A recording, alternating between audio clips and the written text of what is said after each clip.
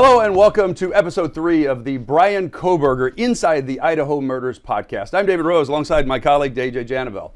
And if you are just now finding us, we have put together a whole team of experts, including journalists, detectives, even mental health experts, to talk about the deaths of 4 University of Idaho students, to re-examine some of the evidence that's going to be presented in the trial. Because with Bryan Kohberger's trial set to come up later this summer, this story has changed and there seems to be almost weekly new developments. So we're going to dig into some of that. The big news in this case right now is that we are awaiting the ruling after a January 23rd hearing on the DNA evidence that the defense wants to throw out entirely. The evidence that was found on the knife sheath that identified Kohberger. We're waiting for the judge to rule on that. We expect something soon to come out on that, onto whether that evidence will be allowed. If the evidence is not allowed, of course, the whole case collapses. So our experts are saying it is highly unlikely that evidence will be thrown out.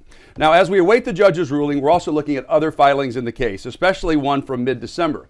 Now, AJ's been covering this, and this filing gives us really a new look into the strategies of these teams. You've had a look at the witness list that's going to be presented here so that both sides know who's going to be called up for trial. Right. Who's on that witness list and what stands out to you? There's about 25 names that they have on this, and I think you're going to see a lot of the stuff that you normally see. Of the 25, the defendant has issues with 22 of them, and the majority of these people are just experts, the people you'd expect to see. The coroner is listed, investigators are listed. Those are the folks that in any kind of investigation you're expecting to see on the witness list, people involved in the case. But I think the biggest one, the one that's most notable, is right here. We've been looking through the court documents. It's Ryleen Nowlin. She's actually with the Idaho police. Mm-hmm.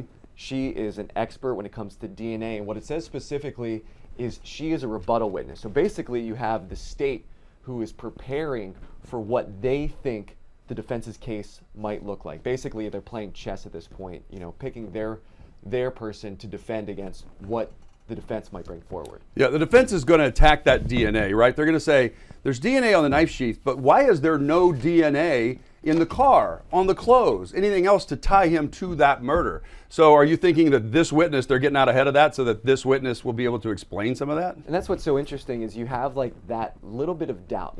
That's all you have to do in the defense is create that tiny little bit of doubt, because that's all they need to do. The state has the burden of proving this case beyond that.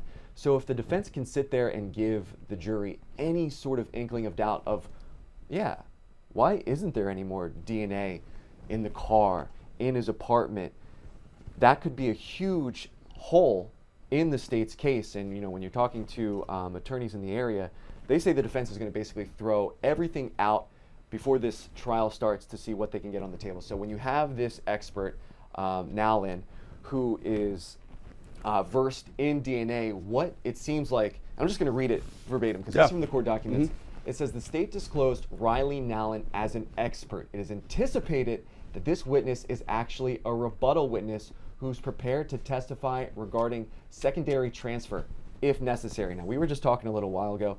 Tell me about secondary transfer when it comes to DNA. Yeah, so basically what they're saying is that, for example, hand me your pen here. Yep. All right, guess what? This has your DNA. If this is a knife and I go and commit the murder, now it's got both of our DNA on it, but doesn't mean you're the killer, right? It just means that your knife is on here. So they are going to be looking at all that kind of stuff and trying to, they'll essentially try to confuse the jury a little bit and challenge the experts on this, right? They're also going to try to throw out the genetic genealogy and say that they should never have been able to use this DNA to then identify him by going back through the family tree and all the way down. But we've already seen that very successful in solving some of these horrible cases from 50 years ago. And now they're being used more and more in these modern day cases. But I think what's interesting, AJ, is we haven't seen all of the sealed documents, but what we aren't seeing is a lot of other DNA that is at the scene. Right. Our experts are telling us that if they had used what they call an impact system to basically it squirts water all over the clothing and everything else, and then it sucks it all in and can test the DNA. If they had used that system, you'd have way more DNA. They didn't use that system. They didn't even have that system in Idaho. They just used the parts where you cut out the pieces of the clothing or cut out the piece of the knife sheath to test the DNA. So maybe that could come back to bite them later down the road. But here's the thing. If they're able to successfully explain, and I don't know how they're going to do it, but how his DNA end up through secondary transfer on the knife sheath, that's the whole basis of the case. Right? Then Kohberger walks free? These are the interesting questions because just as an audience, for the people who have been following this case for the last 2 years, we've only been able to see the headlines. We've only been able to see the evidence that law enforcement, the state, puts forward. We really have no idea what the defense is planning to do. And I think that's a big part of what the defense has in these trials. We have no idea what their plan is. The minute that we get into a courtroom, for the first time, we're going to hear brand new information. And when you have a community who's already built their idea of what this case is going to go like, and I think it's safe to say a lot of people have already put their own opinions into what happened in this case. All you really have to do, when I was speaking to some legal experts, is slightly change what they have believed to be true. And again, it really kind of falls on that reasonable doubt. And you started this conversation off with the defense going after that DNA. They have it on the knife sheath, and that's basically the whole case. If that judge comes back and throws it out, that's the whole case. So if that doesn't work, which probably it won't work, but you can start right there. You start with that doubt. And now let's start making even more doubt. Well, we brought up the DNA just on that knife sheath. How did you find it? Okay, why didn't you find any more in his car, in his apartment? How do you know with this secondary DNA transfer that he wasn't the one, that handed it to someone else, or he picked it up at a store? And then that can keep going, and you can keep creating just a series of doubt. And you are always talking with law enforcement. You're always on the phone with these detectives. You know how these things work. Mm-hmm. You bring up a question. Why didn't they do this latest science, this technology that would kind of be more foolproof in this scenario? That creates that doubt. And then you have the courtroom where I'm the defense. I don't even have to say anything. I can just say, well, we presented a bunch of information. Yeah. The doubt's there. Are you really going to be confident enough to convict? Yeah. Now, I know you've talked with some of the top legal minds literally nationally. Ann Bremner is one of them. Right. And what are her feelings about what we're going to see? Because when I watched the hearing, the judge even said, well, he doesn't have a right to privacy because he can't explain that this DNA is on the knife sheath. He hasn't said that he was in the house, that he'd ever visited there, delivered food there, ever went to a party there. So he's not expected to have privacy, which is what they're arguing, that it was violating his privacy, right, to be able to get this genetic genealogy off this DNA, off this knife sheath. So what does Ann think is going to happen in the court? So there's this idea when I was speaking with Ann Bremner about this case, and she's a legal expert. She's been in the courtroom for decades, and I'm not an expert. So we go in with these ideas of guilty or not guilty, right or wrong. I think that's how a lot of people think, but in a courtroom, that is not how it's going to go. All you have to do is create a little bit of confusion, a little bit of questions. Bring up literally everything and anything that you can bring up to make it difficult. Make it as hard as you can for the prosecution, because again, I'm going to keep hammering this topic because I think this is one of the most important things. As an outsider, you don't have to prove anything from the defense. You are not responsible to prove this case. All you have to prove, if anything, or rather, you don't have to prove anything. You let the state prove beyond a reasonable doubt, and you could sit there the whole time. And if you think that they haven't proven that, you don't get up. You don't have a defense. That's what Ann's telling me. You sit, you listen, and if the state doesn't prove their case, we're good. We're going to rest. Let them bring what they have to the table first, and then you start bringing your case. I think the big question is, will Kohberger take the stand? These are all things that nobody can truly know other than the defense attorney. And this is one thing when it comes to these cases, as every single case is different. But your job of the defense as the attorney is to just do everything you can to just prove that reasonable doubt, and then you've done your job. Yeah, and I mean, you raise a lot of questions in my mind just having this conversation about what else are they going to be able to present, because if they do raise that doubt, I always say this, the DNA doesn't lie. And we have seen time and time again that the juries will believe the DNA.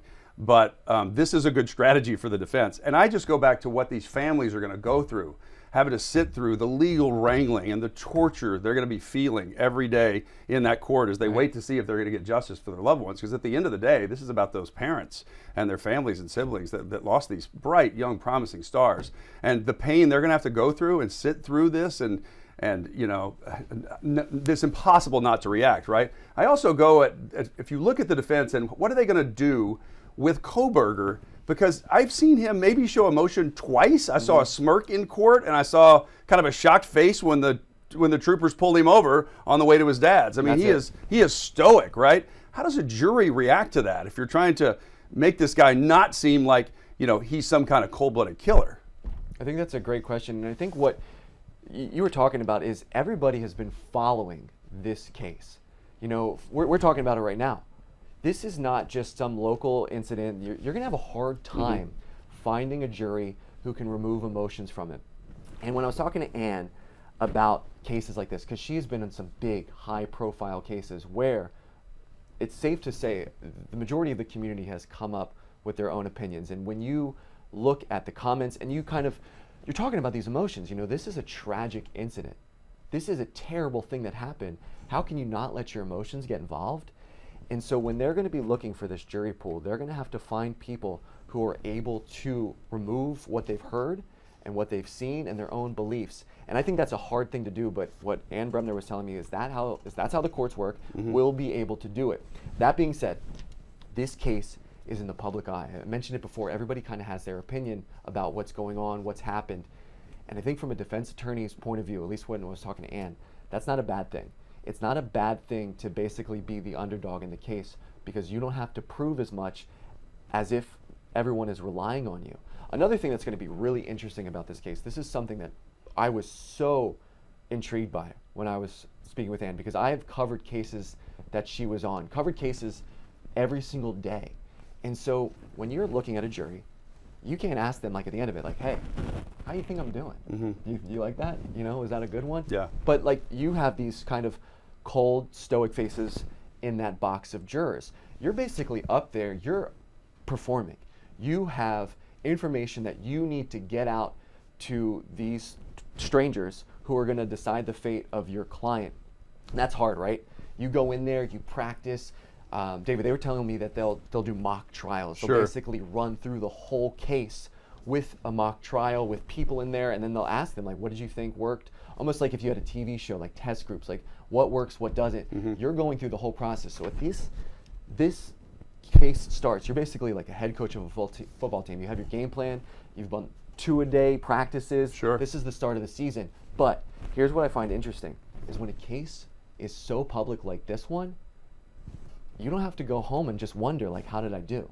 Because you're going to be able to go on and you're going to be able to click on every single news outlet that's posting on social media, every single news outlet that has comments. Look, not to draw too many parallels here, but look at the reaction Marcia Clark got in the O.J. Simpson trial. People hated her, right? Look at how they confused, if the glove doesn't fit, you must acquit, right? It just took some little things, despite the overwhelming evidence, some little things for that jury to rule not guilty. Right. And so that's exactly what the defense is trying to do. The defense comes in with just one bombshell. One thing that we didn't know about this case, that could change how everyone thinks about this. And then from that point on, you're able to basically like kind of look and see how your game plan's working every single day. Say you have a game plan for court tomorrow, you look at a comment and you see everybody's feeling one way, you can throw that out and start again. Sure. Yeah. What are you working on next for this? Because I know every day you and I have been looking into different angles, but what's next for AJ? I think the biggest question is what's going to come out of that January 23rd hearing. We're still waiting for the judge to make a ruling. And at this point, it's been a couple weeks. This is huge. This is the biggest thing that this case has hanging on it right now, because the defense is saying you need to throw out this evidence. And as you mentioned in the beginning, if that evidence gets tossed, what's the case? So we're still waiting for that judge's ruling. Well, it won't just affect that case, it'll affect a lot of cases. There are a lot of people around the country watching this. AJ, thank you. Now, this podcast is part of our new monthly Bryan Kohberger Inside the Idaho Murders documentary series. Watch episode 1 after the game, coming up on the Super Bowl Sunday, and streaming on demand now on the Fox Local app. Make sure to check back for future audio episodes wherever you get your podcasts. For AJ Jadabel, I'm David Rose. We'll see you next time. Please, stay safe.